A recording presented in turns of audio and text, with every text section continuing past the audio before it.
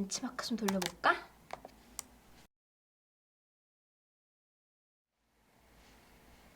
아, 다 됐다. 응? 이게 뭐야? 아니, 이거 점수가 더 높다고? 뭔가 잘못된 것 같은데. 다시 해야 되나? 서울리안. 안녕하세요, 서울리안입니다. 오늘 보여드릴 랩탑은요, 그냥 간단하게 제가 지금까지 만져본 모든 랩탑 중에서 가장 높은 성능을 내주는 랩탑입니다. 먼저 제가 하드웨어 특징에 대해서 소개를 하고 좀 더 구체적으로 어느 정도의 퍼포먼스를 보여주는지, 또 어떤 용도로 써봤는지 함께 보여드릴게요. 제가 사용해본 랩탑은 기가바이트에서 출시한 에어로 16 모델입니다. 에어로 시리즈는 기가바이트의 고성능 노트북 라인업에 해당하는데요. 기존의 고성능 게이밍 랩탑은 좀 어쩔 수 없이 두껍고 무겁다는 인식이 있었는데, 이번에 완전 새롭게 바뀌면서 우리가 생각하던 그 투박한 모습이 아니라 슬림하고 가벼운 디자인으로 출시가 됐습니다. 고성능을 기반으로 해서 게이밍과 영상 편집까지도 소화할 수 있는 넉넉한 16인치 디스플레이를 탑재하고 있으면서도 전체적인 크기는 다른 16인치 랩탑 대비해서 상당히 컴팩트하게 유지가 되고 있습니다. 그 이유는 상판의 디스플레이를 열어보면 자연스럽게 알 수가 있는데요. 경량화 랩탑에서도 보기 힘들 정도로 베젤 사이즈를 극단적으로 줄여서 디스플레이를 겨우 커버할 정도의 사이즈로 랩탑을 만들 수 있었습니다. 여기서 재미있는 아이디어가 베젤 사이즈에 영향을 줄 수 있는 웹캠과 마이크 모듈을 디스플레이 가운데 살짝 튀어나오게 만들면서 여기에 탑재를 했어요. 이 부분이 닫았을 때 편하게 열기 위한 손잡이가 되면서도 전체 사이즈를 키우지 않을 수 있는 솔루션이 됐습니다. 아무래도 랩탑의 성능 자체가 크리에이터를 위한 영상 편집에도 적합하기 때문에 16대 10 비율로 넉넉하게 세로 화면비를 쓸 수 있는 것 또한 큰 장점입니다. 영상 편집을 할 때는 확실히 세로비가 좀 길어야 편해요. 영상 프리뷰를 하면서 타임라인을 동시에 참조를 해야 되기 때문에 16대 9의 일반적인 비율에서는 솔직히 좀 불편하다고 느낄 수도 있습니다. 여기에 해상도가 3840x 2400으로 기존 4K 해상도에서 길어진 세로비만큼 더 늘어난 해상도를 갖고 있습니다. 그리고 아몰레드 패널 특성상 블랙 표현이 좀 뛰어나서 무한대의 명암비, 그리고 색역 또한 DCI P3 100% 지원해 색재현 정확도를 알 수 있는 델타 E 값이 1 미만으로 관리가 돼요. 그래서 전문적인 용도에서도 별도 모니터 없이 그냥 내장 디스플레이를 사용해도 충분합니다.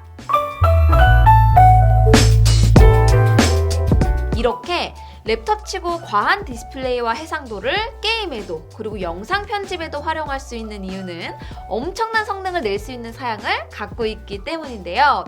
제가 사용한 모델의 구체적인 스펙을 정리해보면 프로세서는 12세대 인텔 코어 i9-12900HK, 그래픽은 엔비디아 RTX 3080 Ti 16기가가 내장이 되어 있습니다.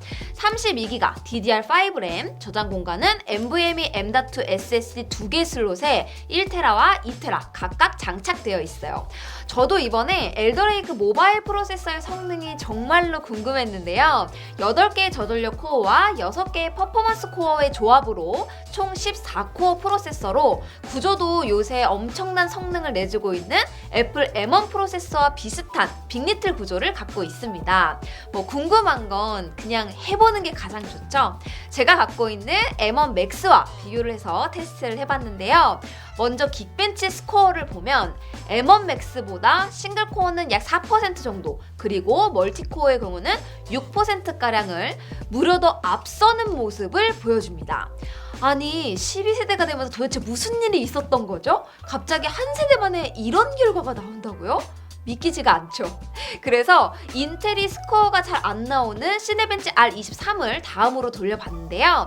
정말 계속 놀라움의 연속입니다.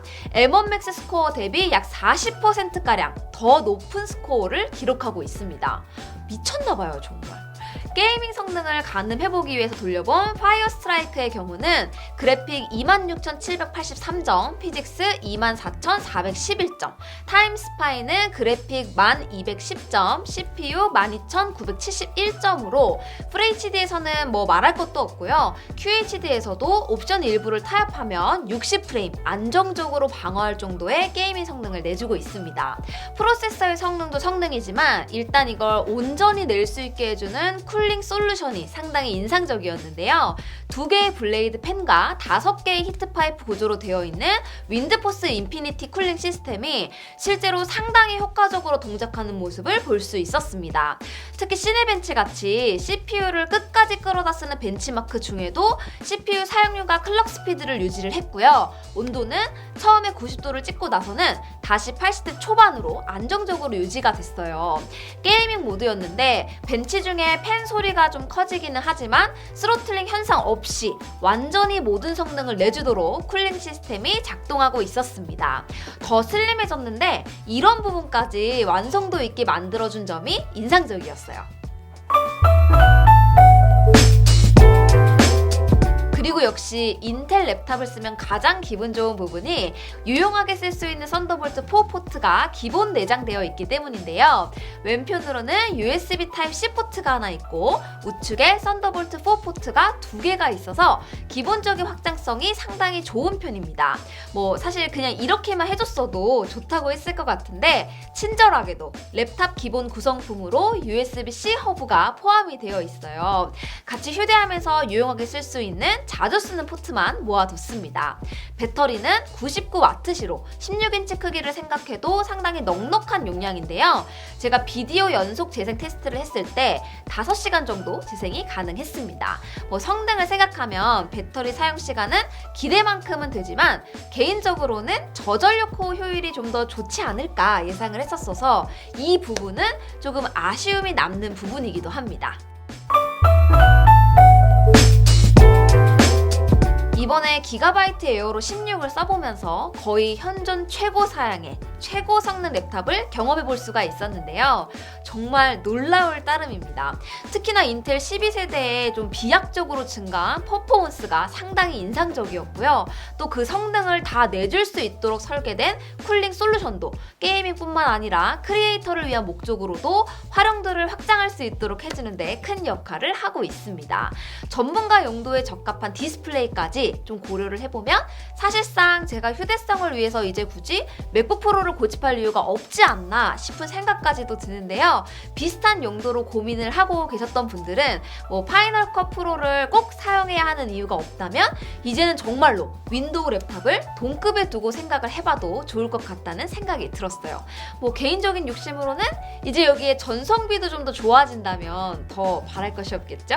제가 이번에 정말 엄청 충격을 받아서 앞으로 비교를 해보면서 더 써보려고 해요. 궁금한 점 있으면 남겨주시고요. 그럼 저는 다음 영상으로 또 인사드리도록 하겠습니다. 안녕히 계세요. 역시 경쟁은 좋은 거예요. 이게 진짜 성능을 생각하면 비싸지만 싼 느낌이랄까요? 더 좋아지고 더 싸져라.